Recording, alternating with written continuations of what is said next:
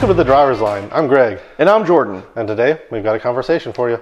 Today's conversation is all about good cars that for some reason sell really poorly. Yeah, these are cars that we think are really awesome cars. People should go out and buy them, but for whatever reason, they don't. Absolutely.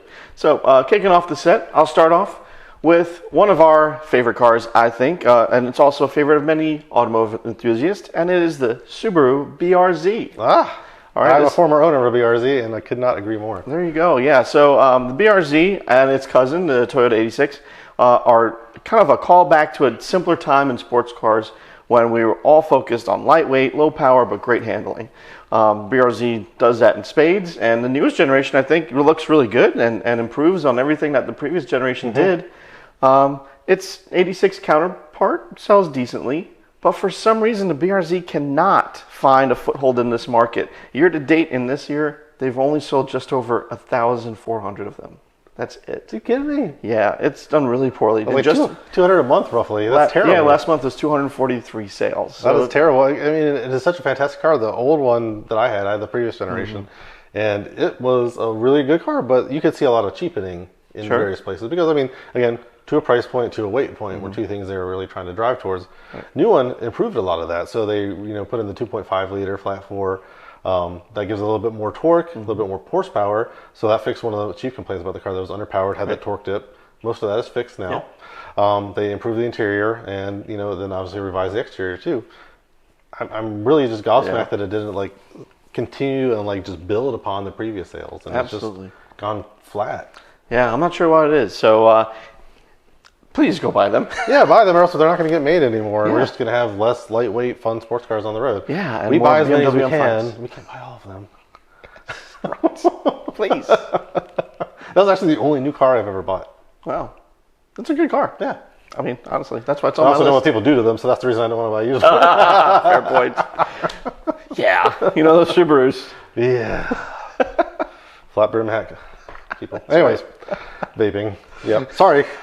Moving on.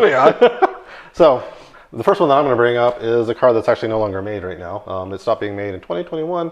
Was this actually the last year of sales where it sold about 18,500 units. And I am talking about a car that is competing against cars that sell 200,000 and 300,000 units a year. The Mazda 6. Yeah, that's a good call out. Yeah. It's a wonderful, wonderful car.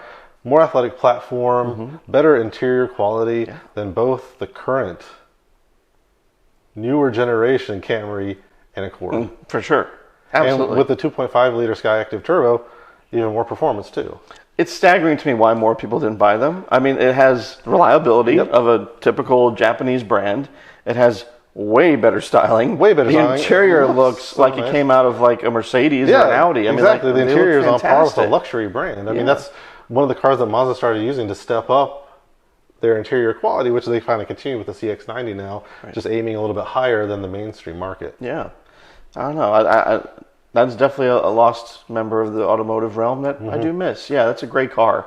Who knows? Maybe down the road they'll use their straight six into something. That's kind of what Mazda's been hinting at. So I mean, that would be fantastic if they do that, because then they really be competing against the Germans. They'd be competing directly against the BMW 3 Series, Mercedes C-Class, if they go ahead and switch it to that straight six with rear-wheel drive platform. That would be fun to see. Fun to see, Mazda. Straight six in a Mazda 6. I mean, it's meant to be. It's meant to be. It's Kismet. Yeah. Kismet. Let's make it happen. All right. Well, you brought up Germans. Yeah. It's time for me to bring in some Germans now. Yeah, we can't not talk about Germans on the driver's line. All right. So we have actually talked about this car's platform mate a lot.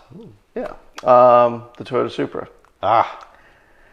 But we think the Supra doesn't sell well. You should look at its German counterpoint, because that's even worse. Even worse. Yeah, the BMW Z4, for those of you who live under a rock, is a platform mate to the Toyota Supra.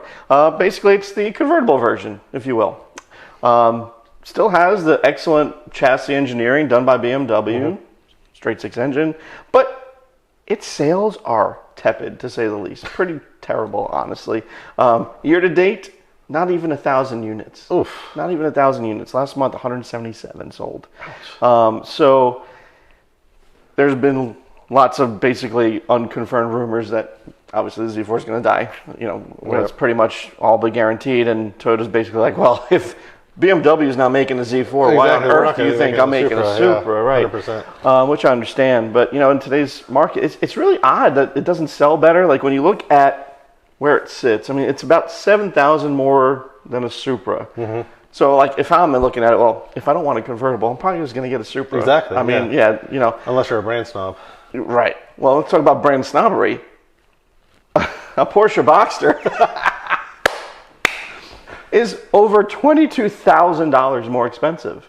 So, like, those have gotten really expensive. They used to be pretty close in price, and the Boxster just kept on inching up. So, I mean, well, Porsche being Porsche, you know, you got to option those leather wrapped vents. That's right. And, you got to. So the stitching of the crest in the seat and the Wysocki logo on your armrest. We'll option anything for you and paint to sample. So 22,000 isn't even speaking to the truth. That's right. So I mean, the Z4, from what I hear, drives really well.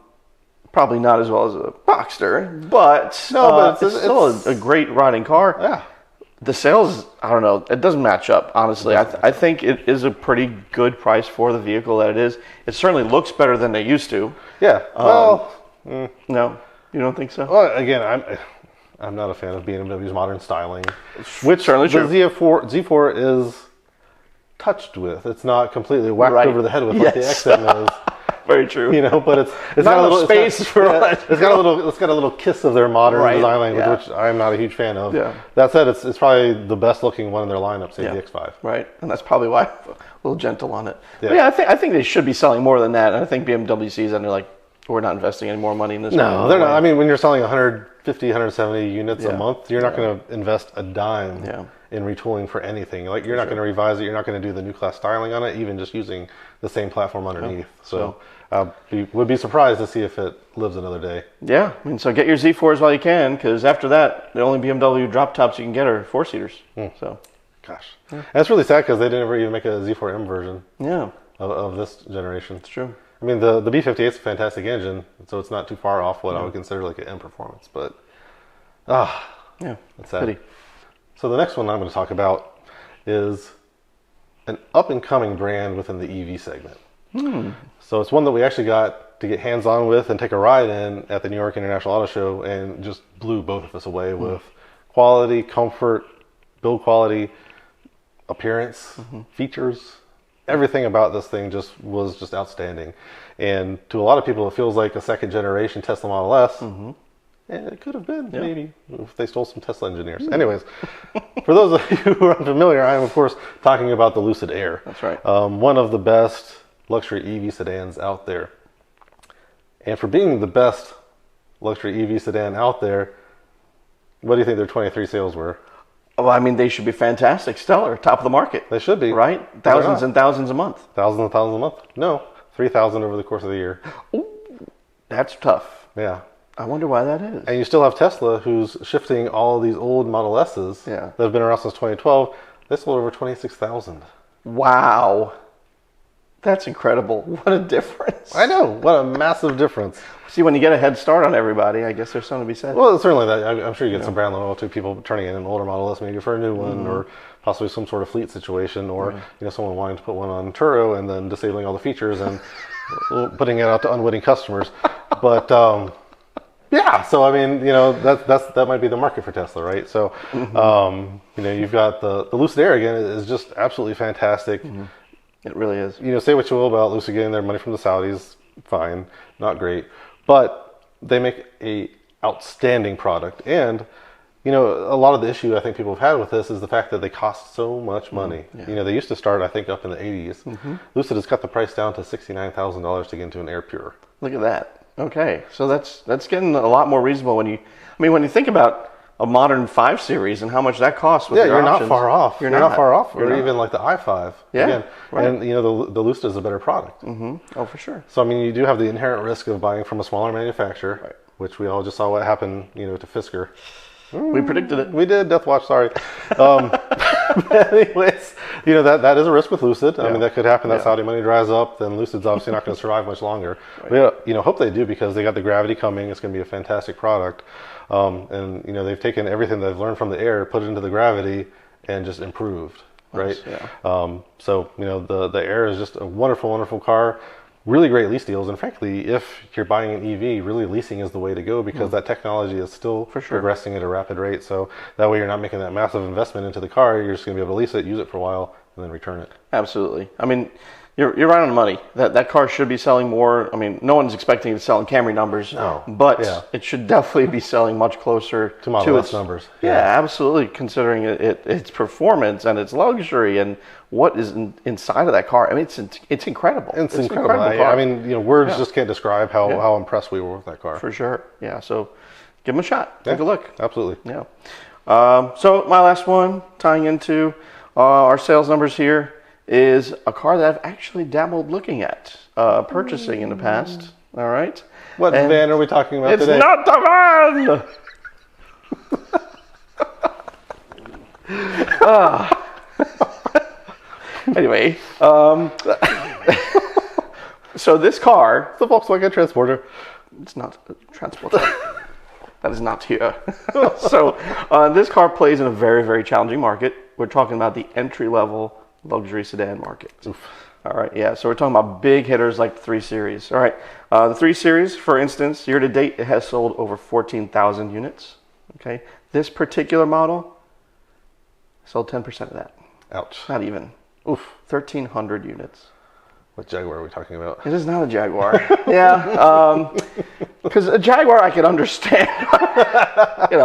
This particular model is the Alfa Giulia. Oh. Yeah, so when it first came out, I do kind of understand the hesitation. There was a lot of reliability issues with that. But it does seem like, as I've been reading about them, they have ironed out a lot of those problems. As production has ramped up, they've refreshed it. I mean, it's a beautiful looking car. Oh, the styling still holds up today with the small updates they've made to it. Makes it look even better. I think they revised the front fascia, the headlights, the rear taillights. Yeah. And the interior looks really nice. It's maybe not as tech focused as other cars in this class. And it's pretty compact inside. The back seat is tiny. Well, we all know that people buy compact luxury sedans for their back seats. I did. Oh, God. He got rid of it then, too. No, my ATS-V. Oh, the ATS-V. He bought it for... That's true, you did buy it for your... I bought it for the back seat. It can fit 2 car seats and still goes like hell. And it has a huge back seat. It's a teeny back seat. But that being said, okay, so it does have a deficiency there. But again, I'm not saying it needs to outsell everything in its class. No. But when you're talking about 1,400 sales just year to date compared to 14,000 for a 3 Series, I mean, even the TLX sold over 3,500 units so far. The Q50, the ancient Infiniti Q50, over 2,800 units. So this is what I'm talking about. But the problem should be higher up on this list. Well, the problem is the people who are buying those Acuras and the Infinitis, they want reliability. Yeah, they are going to be frightened. That's true. That's fair. From what they heard from their Uncle Tony. Yeah. About the Alfa that he owned back in 1976. It's true. That was in the shop every other day. Yeah. And so even though that is no longer the same, it's no longer the issue with the Alfa. People are still it's still got to get over that stigma even this many years later. That's fair. Now, that being said, I think the petrol market is probably dying off pretty soon in that market because when you look at the leader in that market, it's not the 3 Series. It's the Tesla Model 3. 72,000 units year to date. So we're seeing a shift definitely in that market. I'm not sure performance and luxury is the priority. It seems like tech is now. Is Tesla a luxury car though? Well, that's fair. That's a fair argument. Yeah, it's what they classify it as, but is it? Especially the 3? That's what I mean. The 3 is Spartan. Spartan is a good point. Yeah. But when you're looking at it price-wise, I mean, some people argue, hey, this is in the same market. Do I want to go techie? Do I want to go performance? I don't know. Yeah, fair. But I think the Alfa should be way higher on that list. It's a great car. It is. Wonderful car. It makes good sounds. Has an Italian heritage. It's got the quirks. Yeah. But generally reliable at this point. Yeah. So, well, that's our rundown of our great cars that no one's buying. That's right. Thank you so much for watching. We'll see you next time. Thanks for joining us on The Driver's Line. If you enjoyed this content, please like and subscribe to make sure you don't miss a thing.